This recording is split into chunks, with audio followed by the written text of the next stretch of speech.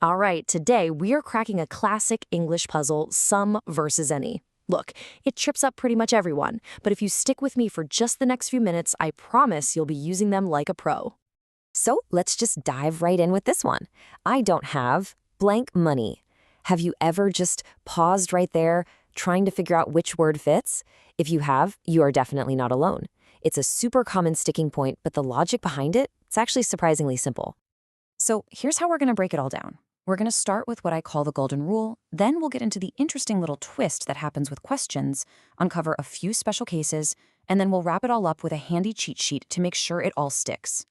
Okay, first things first, this is the most important idea to get. The real difference between some and any almost always comes down to one simple thing.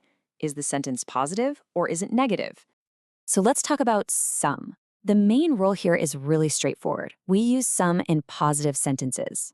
You can think of it as talking about a general amount of something. It's more than zero, but we don't really need to say exactly how much. For example, I need some help. That's a positive statement, right? You're saying you need help. Or she bought some apples. We know she got apples, we just don't know how many.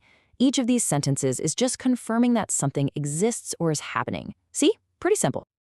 Okay, now let's flip that. For negative sentences, we're going to use any. So, anytime you see a word like not or don't, any is almost always your go-to word. It really emphasizes that there's nothing there, like not a single one or none at all. And this really shows the contrast perfectly. Let's use those same examples from before, but notice the change. I don't need any help. She didn't buy any apples. The second that sentence becomes negative, some just flips right over to any. Seeing them side by side like this really makes that core difference click. This is that golden rule in action. On the left, it's positive. I have some money. And on the right, it's negative. I don't have any money. That visual just makes the whole thing crystal clear. Okay, so you've pretty much got the positive and negative rule down. That's the biggest part. But what about when we're asking questions? This is where a fun little twist comes in. And getting this part right will really make you sound fluent. So the general rule for most questions is to use any. This is what you do when you're asking a pretty neutral question and you really don't know what the answer is going to be. You're asking if something exists, yes or no. For instance, do you have any siblings? I honestly have no idea what the answer is.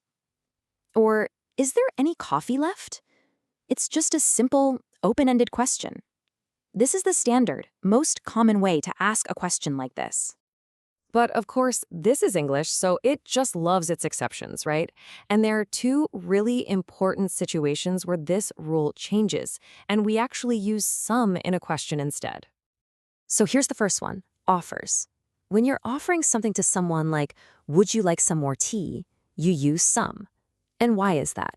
Well, it's because you're kind of expecting, or at least you're hoping, that they'll say yes. You're not just asking if tea exists, you're actively offering it. And the second exception is for requests. When you're the one asking for something, like, could I have some water, please? You also use some. And again, the logic is the same. You're not asking if water is a real thing. You're specifically requesting a bit of it.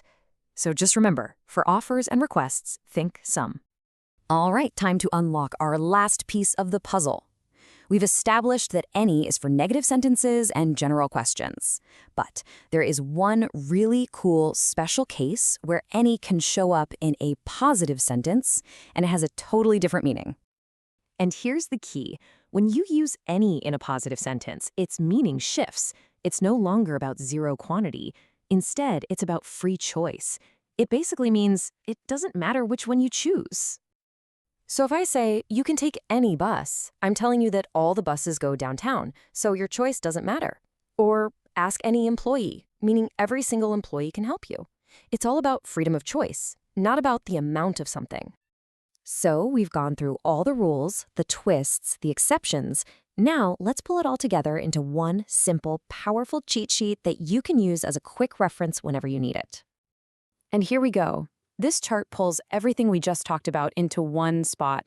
For positive sentences, you're mostly using some, unless you mean it doesn't matter which one. Then you can use any.